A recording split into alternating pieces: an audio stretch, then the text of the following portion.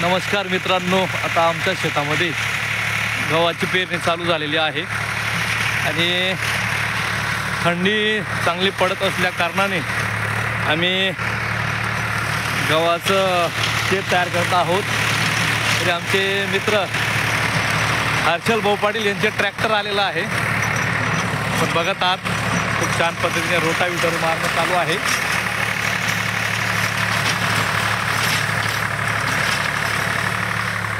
खूप थंडी पडायला लागली असल्या कारणानं आणि यावर्षी गव्हाचा सीजन खूप मोठ्याने येणार आहे. आमच्या हर्षल भाऊंचे ट्रॅक्टर आहे.